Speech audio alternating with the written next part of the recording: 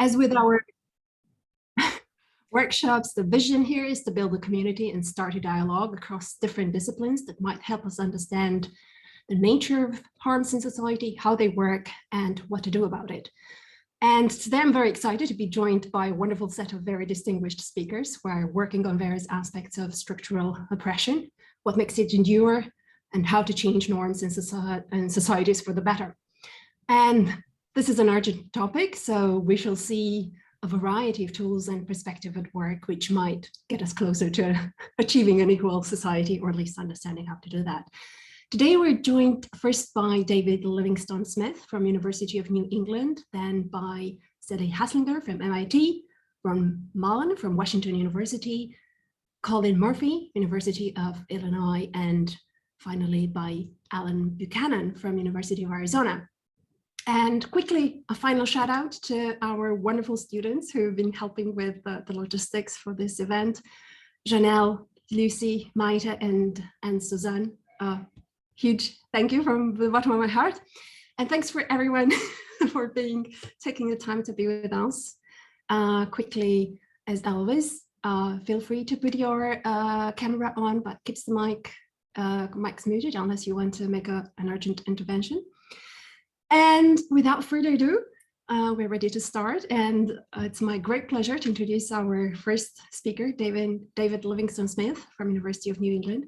So David works in moral psychology, focusing on topics such as dehumanization, race, and ideology. And some of his amazing recent books include on inhumanity, beyond less than human, and making monsters.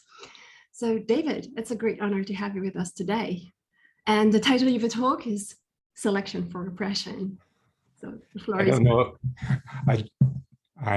I am unmuted. Yes, I don't know if it's an honor, but it's certainly a pleasure for me to be here. It's been a fantastic event so far, and really enjoyed it. And I've especially enjoyed the very constructive atmosphere that's been present. Okay, so it's kind of weird, in a way, me being at an event like this as a speaker. I don't do political philosophy in any formal sense of the word. I'm pretty much an ignoramus about political philosophy, very poorly read. But I find myself in that sort of milieu. As one colleague said, David, you do political philosophy through philosophy of mind. And I think that's a reasonable characterization. So I got into the topic of ideology in virtue of my main research interest, which is dehumanization, trying to make sense of the phenomenon of dehumanization, which I've been doing for the last 12 years or so. And if you're trying to address not just dehumanization, but other similar phenomena, things that really need addressing, things like misogyny, homophobia, transphobia, all of these kind of nasty social things, there is a very basic and very formidable problem, and that is, obviously, in order to wrap your mind around these things, you have to wrap your mind around human psychology. Anything that we're investigating which pertains to human behavior, you can't leave psychology out of the picture. It's not some kind of trivial add-on, right? And it's got to be good psychology. It's got to be, proper scientific psychology, not the sort of very crude folk psychology that a lot of philosophers seem content on invoking. But you also cannot leave out of the picture political, economic, and social forces, non-psychological things. So then the formidable challenge is finding some kind of coherent way of interfacing these disparate conceptual and theoretical schemes. And that's a work in progress. That's a work in progress for anyone who cares about it. We really don't know well how to do this. And this is very similar to what's known as the interface problem in philosophy of psychology. Like, how do we address the interface between intentional psychology and the subpersonal processes which constitute intentional psychology. Big problem. Okay, so in my work on dehumanization, then I was confronted with this. And so I would be reproached for being, say, too psychologistic. And there was some truth in that in my earlier work on this topic. And I realized that I really had to find some way of addressing this interface, however imperfectly and crudely. And that led me on to the topic of ideology. Now, as you probably know, ideology is one of these terms, the meaning of which is all over the map. This is notorious. People mean lots and lots and lots of different things by ideology. And this is just on the conceptual level, right? This is what, you know, when we're considering what the term ideology names, right? Quite apart from theories of how it works, causal accounts, just what it names. It's all over the map. And it's not like there's a right and a wrong conception of what ideology is. So if we're talking about it, it's incumbent on any of us to say right off the bat, well, what do we take this term to be naming? I am interested in what is broadly understood as a functional conception of ideology. And again, let me reiterate, I don't think this is the right conception, but I think it's a very important conception. And here I'm already misspeaking, because when I say conception, I'm giving artificial unity to what comes under this umbrella, because what I want to explain to you is I think actually there's a very important ambiguity attached to the word function. And unless we really get clear about what we mean by function, we could mean several different things from the functional conception of ideology. And what I want to do is kind of trace out the difference between these views and some of their entailments.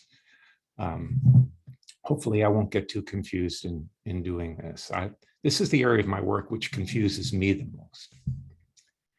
Okay, so in general, the functional conception of ideology is that ideologies are beliefs or systems of belief or beliefs associated with practices. I'm just going to use the term belief, but you have to realize that when we're talking about ideology, we're inevitably talking about something bigger than just beliefs, right? This involves a whole holistic conception of representations and the effects of those representations and the causes of those representations and so on. So the idea is then ideology consists of beliefs, again, for shorthand, with the function of promoting oppression, right? So it's one of these negative notions of ideology, not like ideology is just any Weltanschauung or something like that. Okay. Now, like I said, as it stands, this is ambiguous. And it's ambiguous because the word function can stand for at least a couple of very different things. Now, here I'm drawing on one of my main areas of interest, which is philosophy of biology. And in philosophy of biology, there's this kind of bifurcation in the notion of function. And I'm going to call these the causal notion of function and the teleological notion of function.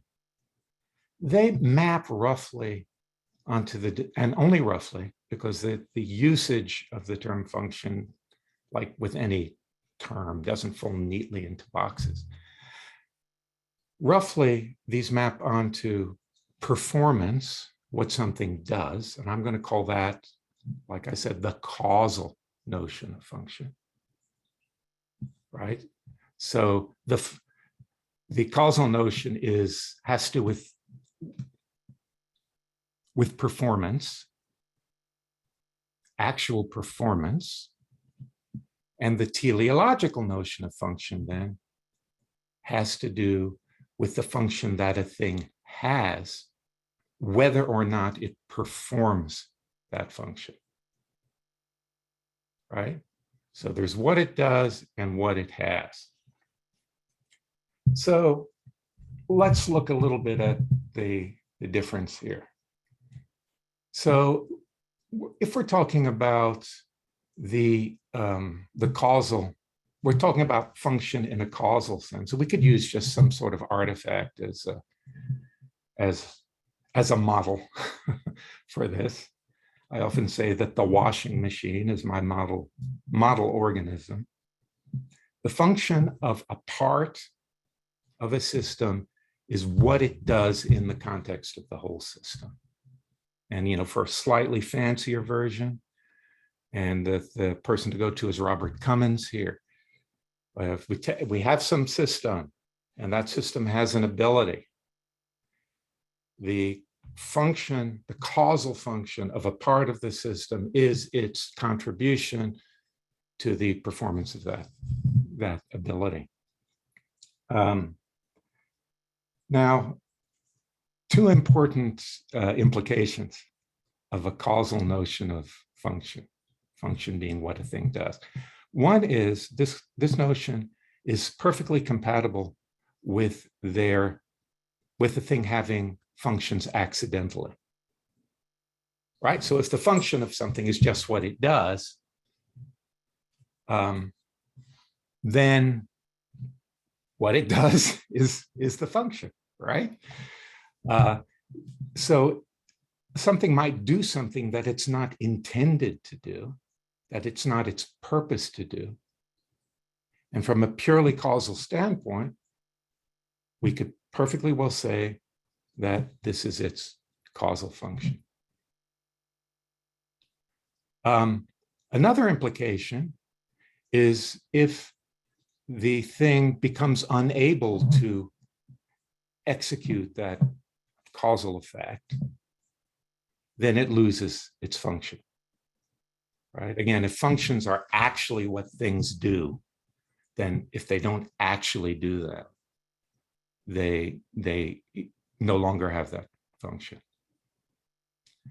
The teleological conception has very different entailments. First of all, it's inconsistent with accidental functions. If the function of the thing is what it's for doing, right? Then what it just happens to do is irrelevant to its having the function that it has. Second, and this is extremely important, on the teleological conception, if a thing can have a function while never having performed that function, and can certainly retain a function even if it can no longer perform that function, right? So something can be for something without being able to do it, right? So suppose, I were to, as is going to be necessary before long, I'm afraid, purchase a new washing machine. And a washing machine has a top-loading washing machine has this sort of pillar in the middle called the agitator. It turns round and round. And its function is to move the laundry around in soapy water. Now, that's what it's for. That's its teleological function. Suppose I purchase this machine and I turn it on and it doesn't work. All right, that agitator doesn't go round and round. Well, it still that's what it's for. In fact, the fact that that's what it's for is what allows me to say of it that it's malfunctioning. it's broken. It's not working, right? That's the gap that opens up between the function a thing has and its performance. Now, being broken, being malformed, is only one way that a thing can fail to perform its function. The other is being situated in an environment to which it is not adapted, right? So whenever we're talking about things performing functions, we're presupposing a suitable ecology, we're presupposing a suitable environment in which that thing is placed. So, suppose I've forgotten to plug the washing machine in. Well, then the agitator is not going to turn round and round. It doesn't have a supply of electricity. So it's going to not work, not because it's broken, but because of how it's situated. Or, our well, we live out in the boonies, we get water from a well. Our wells run dry. Well, it's not receiving water. Well, here we're not talking about the agitator particularly, but the machine's not going to work because that's an inappropriate environment for it to fulfill its functions. Okay.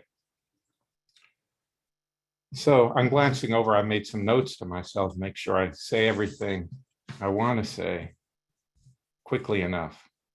Okay, so now, having articulated roughly these two notions of function, let's think about ideology in relation to these two notions of function.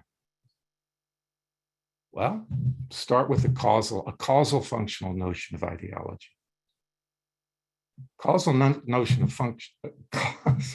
A causal functional notion of ideology would be the idea that ideologies are systems of belief, and remember that's shorthand for something more complicated, that causally contribute to the production of oppression. Unless they causally contribute to the production of oppression, they're not ideologies. So what does that rule out? Well, the two things that I said causal conceptions of function rule out. One thing that rules out is the idea of accidental. Here's where the confusions come. One thing that it rules out, or one thing that it rules in, are accidental ideologies. So you have a system of belief which, for whatever reason, happens to have oppressive consequences. Well, that system of belief, or that belief, counts as ideological. It also rules out malfunctioning ideologies for reasons which I just explained. Systems of belief that fail at fulfilling their oppressive purpose. Because on the causal account, function is always actual. That sounds kind of weird, right? So, let's say we have a system of belief which had in its history oppressive consequences, but for whatever reason no longer does. Let's say there's a change in social norms, or there are legal constraints, or whatever. The environment changes such that these beliefs cannot have these consequences. Well, then the idea would be, well, it ceases being ideological. That just sounds strange to me. As does the idea of accidental ideology. Now, contrast this with a teleological conception. On the teleological account, which says that the system of belief is ideological if it is for oppression, if that's its raison d'être, then whatever consequences a belief happens to have, that actually is not relevant to the belief's ideological status. its status as being ideological or not.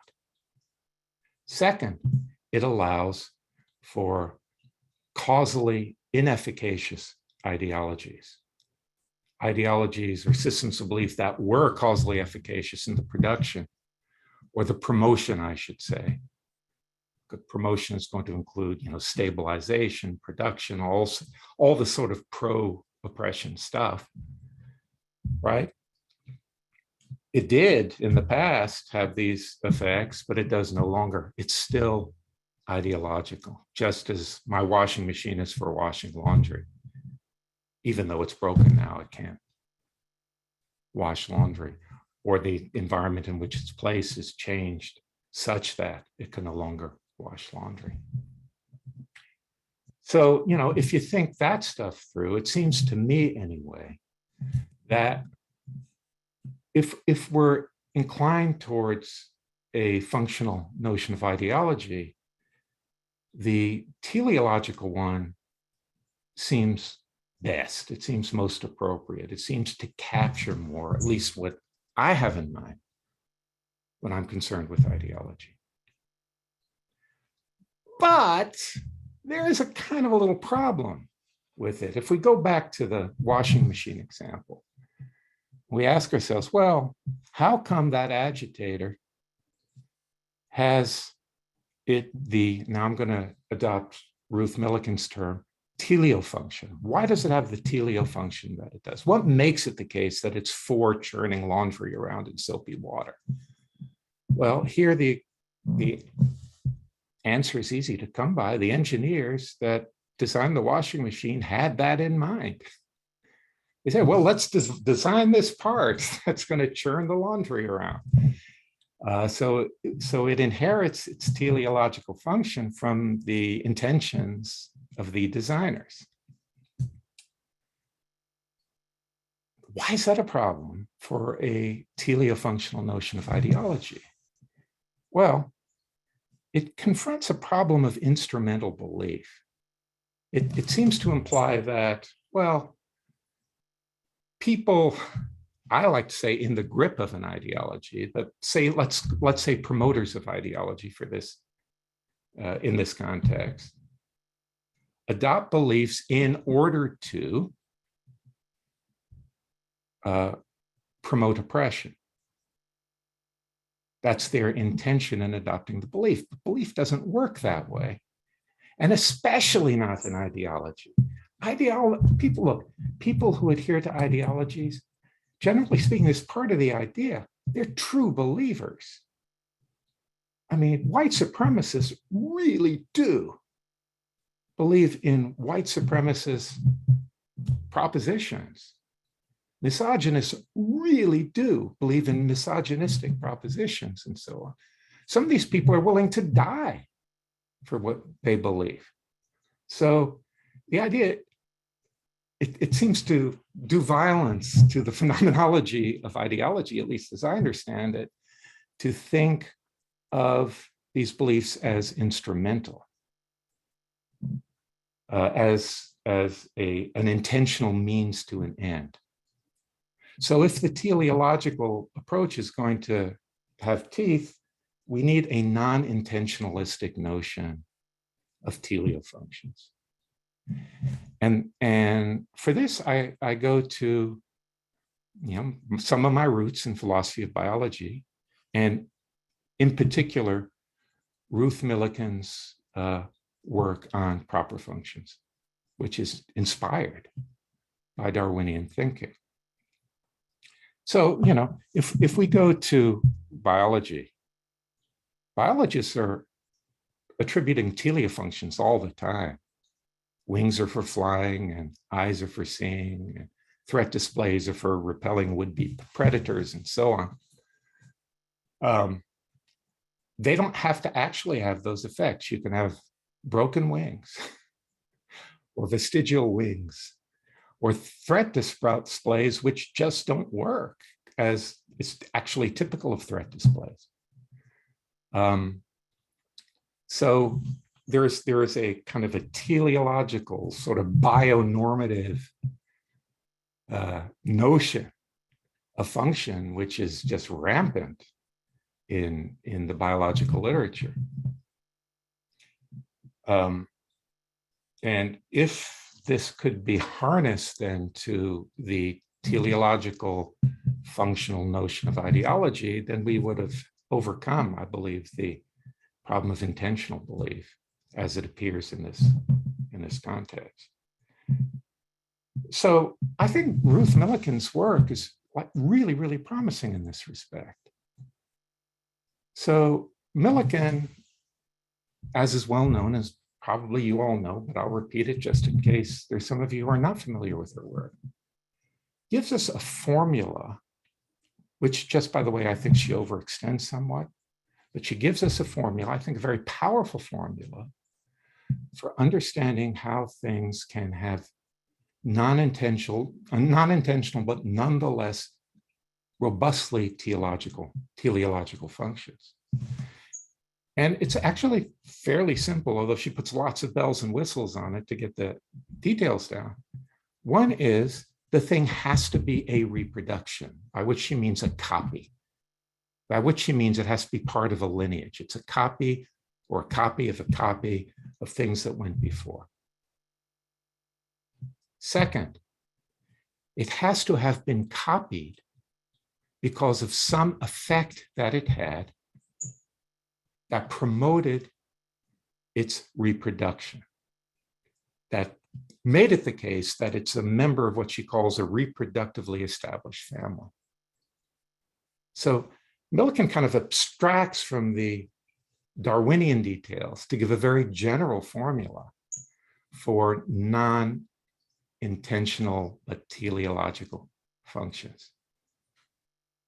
So the idea that I've been exploring for years, and I explore very extensively in 2 chapters in my forthcoming book, Making Monsters, is that we can look at ideology in this way. We can elaborate a teleological functional notion of ideology in accord with Millikan's general formula. So ideological beliefs then have to be reproductions.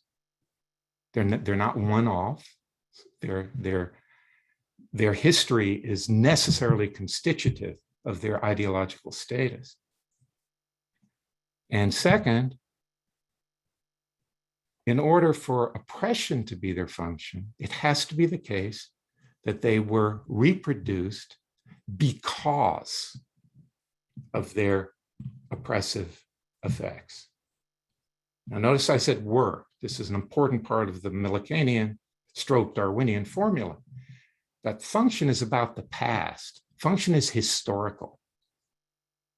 A thing may or may not have that effect in the present. But what gives it its function is its past, is its history. Okay. So whatever one might think of this idea, and in my forthcoming book, I give an extended case study. 1 chapter is a case study of having to do with the history of anti-Semitism, anti-Semitic ideology, which I try to flesh this out with a real example.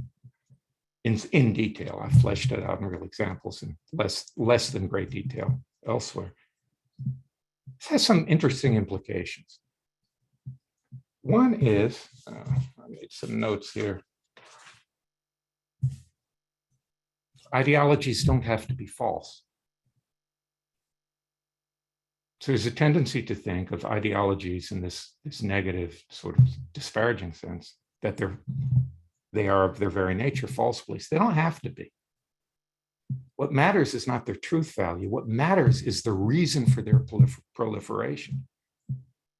So a belief can be true, but not proliferate because it's true, right? A belief can be true and proliferate because in a certain kind of political environment, it generates oppression. Another is, if ideologies don't have to be true, ideologies don't have to conceal or mask their purpose. So we don't have to understand ideologies on the model of deception, right? Their purpose may not even be represented in them if their ideologicity lies in the conditions of their proliferation. Third, you can't just look at a belief or set of beliefs and know whether that belief is ideological or not. In terms of the content of the belief, all right, let me start that sentence differently. Someone might have a belief that is actually oppressive, and it is not ideological in the precise sense that I've described because it doesn't have the right kind of history. Another person might have a belief, the content of which seems indistinguishable from the first, which has the right kind of history and is therefore ideological. That further, this way of thinking further implies that there's no psychological method for distinguishing ideological from non-ideological beliefs. If what makes a belief ideological is the oppressive consequences of its history. I hear the bell and I'm almost done. It's a little, I don't know if you guys heard it, it's a little warning bell that I've got 5 minutes. Right. Where was I with that? Yeah. Then we can't just look into people's heads, including our own heads, to determine whether we are in the grip of an ideology. We have to look at the history, the pedigree, the lineage of ideas. The study of the history of ideas is vital here. Finally, it seems that there are two broad ways of disrupting ideologies. And on my account of ideology, they should be disrupted, right? Ideologies are bad news. One is to extinguish or break them, just as you can prevent the agitator from affecting, fulfilling, satisfying its teleo function by messing around with it. That's really hard to do. The other, I think, more promising, but I'll end on a slightly pessimistic note, is changing the social ecology. Right, so items that have functions are only causally efficacious in executing those functions, as I've explained, in the right sort of environment, in environments that are hospitable to them. Change the environment, and you can render something with a function causally inefficacious. My pessimistic note, and I wouldn't be David Smith without ending on a pessimistic note, is that in the actual examples that I've studied most deeply, such as the history of anti-Semitic beliefs, ideologies seem to be extraordinarily robust. They can hang around for centuries and centuries and centuries, becoming relatively inefficacious, and then you get a change in the social, you get a financial crisis, or you get a pandemic, and you get, say, a skillful propagandist, and bang, they're right back. So dealing with ideologies on this account of ideology is, well, you've got to be in it for the long haul, the really long haul. Okay, that's my talk, and I'm happy to give unsatisfactory responses to questions. Thank you so much, David. That was terrific. That was really wonderful. So the floor is open for a discussion, and we have plenty of time. Yeah, I see hands. Okay, Sally, please go ahead. Thank you. Thanks so much, David. And there's a lot I agree with in your talk. As you know, I've been working on ideology as well. And I could talk all day to you about this, and I'm going to try and select one question, but I have others we could maybe talk another time. Mhm. So I don't think that ideologies are in the head. I think that they're public sets of social meetings that exist in an apparatus like that. Like I'm Althusserian in that way. And the way that I would like to think of it is these apparatuses can be ideological or can be non-ideological depending on. So I don't look at something as an ideology, but I look at the ways in which an apparatus becomes ideological. And what I think is maybe relevant here is that I think I'm a Cummins functionalist. I think that ideologies, that an apparatus or a kind of a set of social meanings or whatever can be ideological in one context and not be ideological in other contexts. Relative to one system, it's ideological. Relative to another system, it's not. Yeah. So I think of something like men and women should be treated equally, where equally is understood as the same. Now, I think this is a bit of ideology, but in some contexts, it's the right thing. You know, domestic violence movements, it was all about treating violence in the home, just like any other assault, you know, is the way to go. Men and women should be treated the same.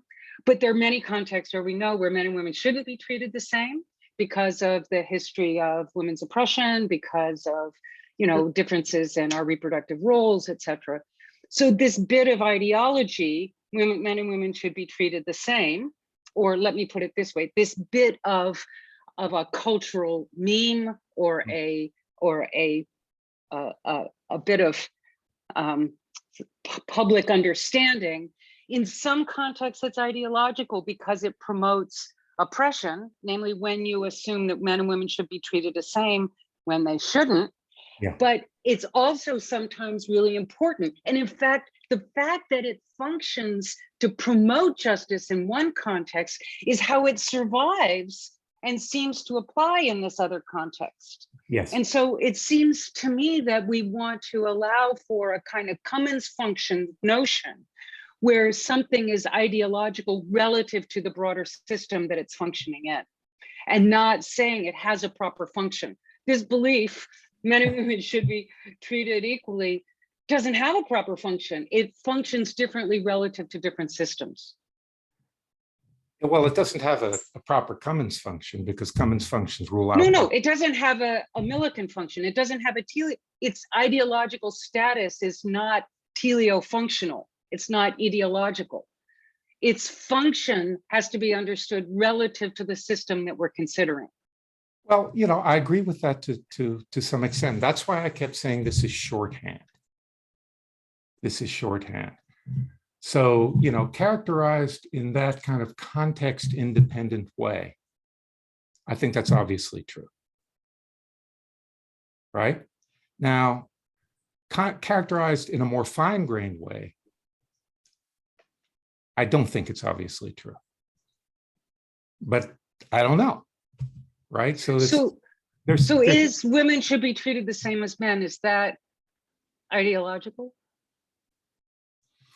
Well, I'll give the answer that you gave. It might be. It might be. I mean, so that broad characterization might be. It might not be. I don't know. What I have to do within my own framework, what I have to do in order to make some kind of a call is to look closely at the pedigree of the idea itself. Thank you. You're welcome. I told you I'd be happy to give unsatisfactory responses to questions. That's good exchange. So I guess, yeah, Ron is next.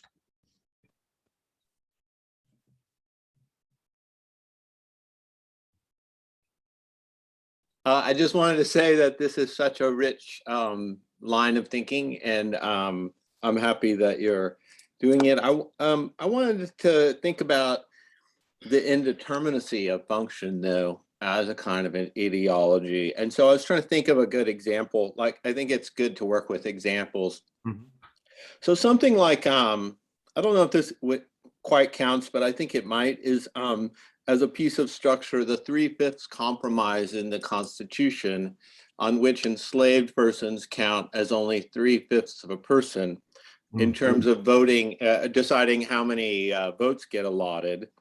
And so when I think about what the historical function of this is, I think one group of people that agreed to it thinks that it's to preserve slavery into the future forever. And another group of people thinks of the purpose of this to avoid war. And another group of people thinks of the purpose of this is to decrease the power of the slave states. Because if you counted those enslaved persons as full persons without letting them vote, then that would be terrible. And so by counting them as only 3/5 person, it's a big anti-slavery victory, maybe a small anti-slavery victory.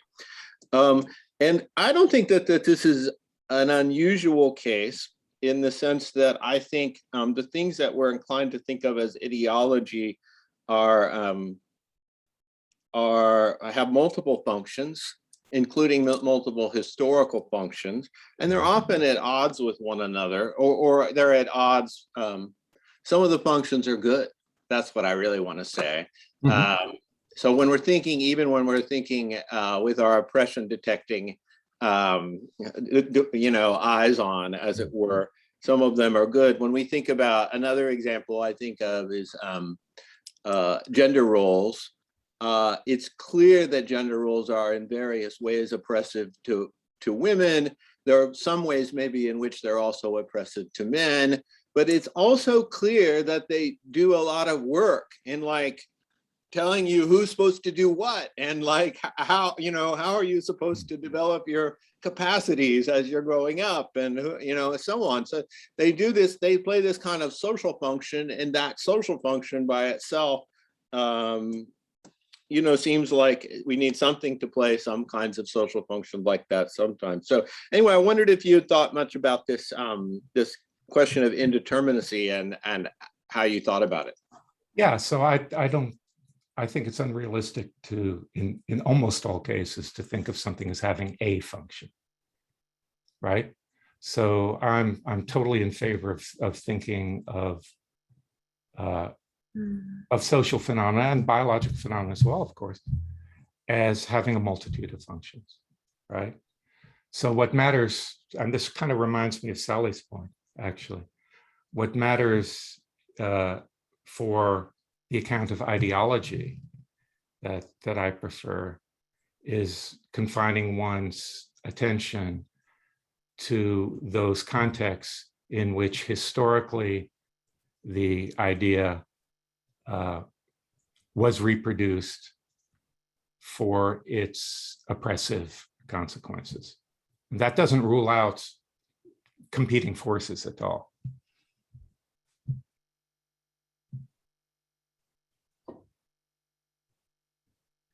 Right.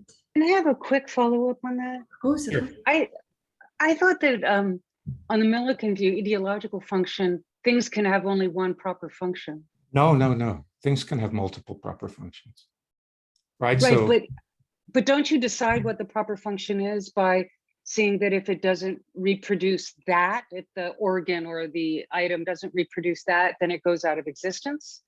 well, it may have the item may have been reproduced historically for a variety of different, because it produced a variety of different effects. Right, but its function now depends on whether continuing to do that thing enables it or perpetuates its existence. Yeah, and so but we will only have one now. No, we can pluralize. Instead of that thing, we can say those things, right? So, an item, any biological item, that's an exaggeration, but lots of biological items. I'm going to biology because it's the paradigm. Will have multiple effects. If we're speaking in a Darwinian framework, several of those effects might be fitness enhancing, might contribute to the continuing reproduction of the item. And so the item can certainly, within a Millikanian framework, have, in virtue of its history, and for Millikan, it's all about history, a number of proper functions. But well, sorry. I just wanted to follow up also, but I don't want to interrupt you, Sally. Go ahead. No, go ahead. I mean, I just was worried about if the eye stops seeing, Yeah. it's going to go, we're going to lose the eye, right? Or whatever. I mean, and so it may have other functions in terms of holding parts of the brain together or something like that, but because of the way the skull works. But I thought that those functions don't count as proper functions. But Ron, go ahead. I'm sorry to dominate. I'm just confused. So I should go back and reread my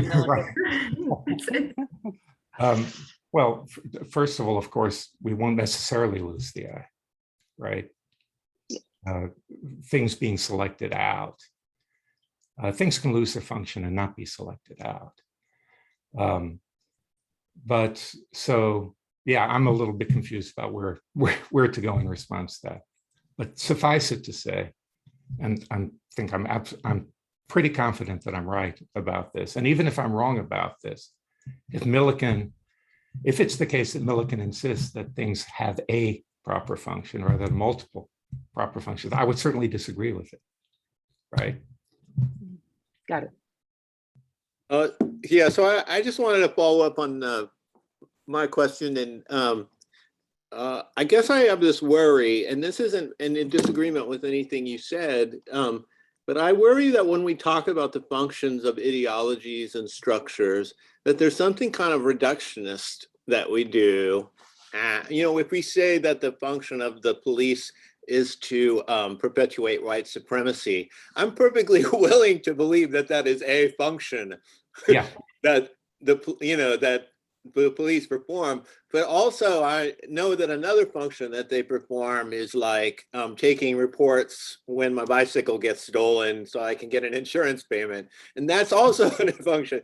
And I think when we think about, sometimes when we talk about functions, and we lose track of the diversity of functions, and there's I wonder about I guess whether the functional talk is so reductive in the way it's used that I wonder whether it sometimes impedes the discussion more than promotes it. I think that's entirely plausible.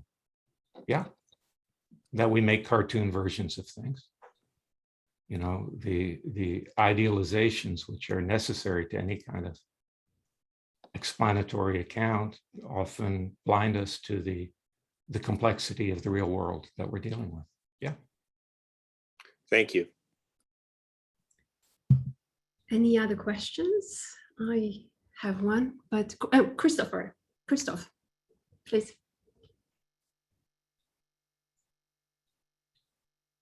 So I was thinking, isn't there another performative dimension with the herd mentality that comes with ideologies, right?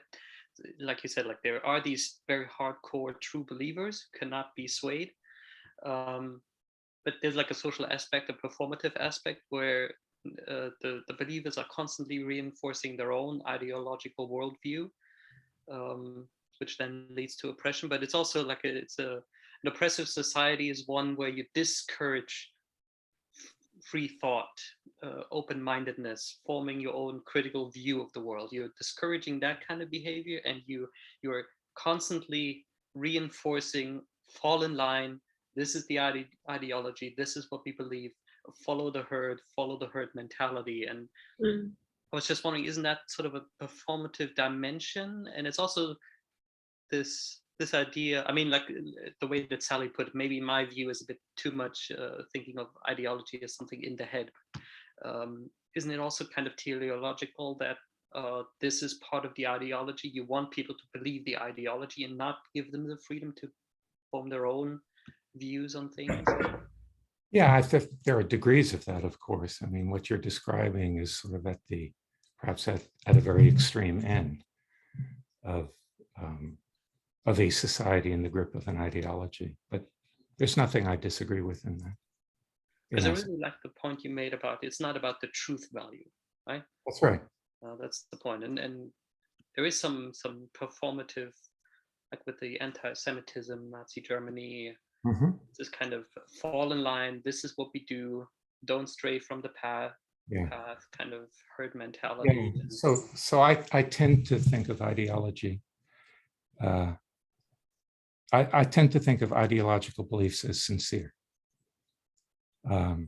And of course, there are people who espouse and go along with and enact all sorts of positions non-sincerely, right? And there are people who promulgate these ideas, get other people to accept them non-sincerely, really instrumentally. I see those cynical uses of oppressive representations of others as something other than ideology, those cynical uses of propaganda. But I think propaganda is much more effective, is most effective if the propagandist actually does believe it, is actually committed to it in a deep way. yeah. And it's also oppression of thought, right? You're discouraging free thinking. Yeah, I mean, yeah, sure.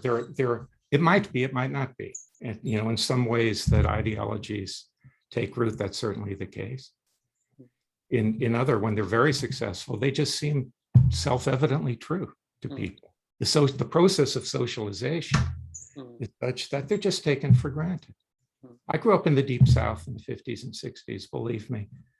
Most of the people around, they just took racist beliefs for granted. It's just obvious. If you disputed them, it would be like saying the earth was flat.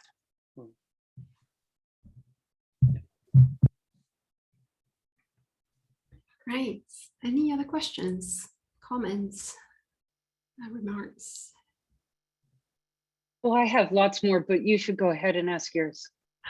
It's not much of a question in a way. Again, I'm trying to pick up the thread between Sally, Ron, and again, yeah, grappling with the notion of function, whether it's sort of just terminological, and we could use this role. It's role. That's what it does. Be a very neutral way of. But indeed, I'm thinking about the point made by Sally. Are we dealing with one? Clearly, there is this relative or context sensitivity to the function, or but I'm thinking, and I love this story, sort of this kind of reproductive evolution, the teleological as it were apparatus, and in a way, what makes it copy, what makes it robust, and so on. And I'm thinking in a way, okay, I'm thinking about the transitions, the moments when we change from one, as it were, you might say, one ideology, okay, it starts being good, and then in a different environment, it becomes bad. Are we dealing with the same, are we tracking the same phenomena here, or it changes and it becomes something else, or the other way around, from something, I don't know if you can go the other way around, but it's the idea as to whether we're dealing with the same phenomena as we change depending with the changes in environment, because you can see that with change in norms. That's very clear. Yes. Like we started with something good, environment changes, you can conditions change, different pressures, different reproduction, you sort of change the whatever best response of people interacting and so on, and you end up in a different equilibrium. But are we dealing with the same pattern here in terms of ideology? These are very, very hard questions to answer in a non-bullshitty way. I think that beliefs and practices can certainly change function. In the Millicanian sense, they can change function. That takes time. Okay. And the problem is often that there's a great deal of inertia behind them. So I think of Marx, the traditions of past generations weigh like a nightmare on the brains of the living, right? History is really hard to escape, but over time, absolutely. And I think it's be really important, and perhaps there's good work on this. Like I say, this is not my area particularly, of understanding the circumstances in which changes of function can be encouraged and affected. Right, so that would be a change in ideology. It wouldn't be a case that we have two ideology. We started with something, but then Well, it might be the case that there are two ideologies. It depends how the story goes, but it might also be the case of a system of belief losing its ideological character, or adding or acquiring a non-ideological character alongside its ideological character. Again, it depends how the story goes. It depends what actually happens. right. Super. I see Sally. Please go ahead. We have no other in line. Yeah, I think I'm just, I guess I'm interested in sort of how different, and this is kind of connected to the my earlier question about how you suggested that on the Cummins notion of function, that something can't have a function and malfunction. Yeah. But that isn't, that's not convincing to me, because if something has a function relative to a system so that it regularly and for the most part contributes to the maintenance of that system, then it can still malfunction relative to that system and not be a proper function, right? So you can say, because what happens is that this thing, it functions in different systems, and suppose that, you know, this system starts to fail because it's not functioning properly relative to that system, but you can fix it and it will continue to function. So I'm thinking, you know, this isn't about ideology, but I think one of the standard examples I use when I'm suggesting Cummins functions are good is in the United States, the schools, public schools have multiple functions. Yeah. So they function to educate, they function as part of the children's health system, right? Sort of the medical system, because most children only, well, many children, especially in certain areas, only have access to a nurse or medical supervision or observation through the school. Because of the lack of healthcare. It functions in some contexts as an arm of the police state because of the way that, you know, they have police in the schools and such like this. And so schools function in these multiple ways. Yeah. And so when you think about the school relative to the medical system, it can still be part of that system, and because you've got a bad nurse or because nurses aren't paid enough or something like that, it can start to malfunction relative to that system, but still function perfectly well relative to the education system or the other kinds of systems. So it isn't clear to me why you think for a Cummins function, it has to actually be perfectly functioning in order to have the function. Well, so the question is whether regularly playing a role, a causal role in an organized system is sufficient for making it the case that a thing has the function, right? I don't see it. I don't see it. The nurse functions to maintain the health of the children in the city. The Well, school it does. nurses function to maintain. Maybe it would help us to get away from the word function here, right? So that's what it does. So what I'm wondering about is, are facts about what it does, historical facts about what it does, sufficient for making it the case that it's for doing that? Well, you don't have to say it's for doing that when you're talking about function. That's the teleological. Oh, yes, I know. Yes, I agree. And so maybe I didn't make something sufficiently clear. I don't, like most people who work on function, I don't reject Cummins functions. I think there are lots of contexts in which the idea of Cummins function is incredibly useful. right? I just don't think that that if we're going to account for the purposes of things, a Commons functional account is good enough. So if we think that purpose, non-intentional purpose, is important for explaining something, then we need something else alongside. Yeah. But my criticism was of the claim that you can't have a Commons function unless you're actively, successfully performing it, because you have this performative notion. And I say, no, you can have a Commons function even if sometimes you malfunction.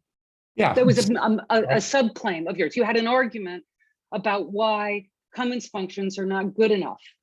Yeah. And I'm saying that argument isn't very effective, because you can have a Commons function and still malfunction.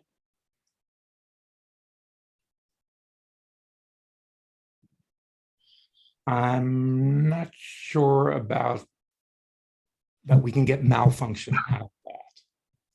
We can certainly have a Commons function that doesn't always do its Commons thing, right? Conceptually, can we get malfunction out of that? I'm skeptical of that. So in that sort of example you gave, Sally, I think what you're building in there, and this is, you know, a strategy that I'm acquainted with somewhat, it for the most part has the effect that it does. And sometimes it doesn't. Is that correct? So if you're talking, see, the systems are homeostatic. They maintain themselves. Yeah. They don't maintain themselves because someone designed them. They maintain themselves because that's how they work. For sure. And so there are parts of systems that contribute to the system maintenance. Yes. It doesn't have to be a purpose. It just has to be a causal effect, right? Yes. So yes. we don't have to have purposes. We don't have to have teleology. We just have we have homeostatic systems. And if something is a component of a homeostatic system and fails to function appropriately, then the homeostatic system will wobble, right? Mm-hmm. But it can be fixed. And you can say relative to that system, it's not performing the function. And you can tell that because the system starts to wobble, right? And you don't have to have purposes. You don't have to have any of that sort of stuff or ends. You just have to look at how something causally contributes to the homeostasis. Okay. Okay. So help me now reconnect that principle with what I was saying earlier about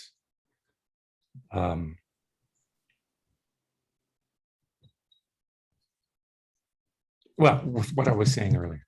So I thought you were saying that if something doesn't, on a Commons conception of function, if something doesn't perform its function, then it doesn't have the function. And this is a problem, because we sometimes want to say that ideologies that don't perform their function still have a function. Yeah.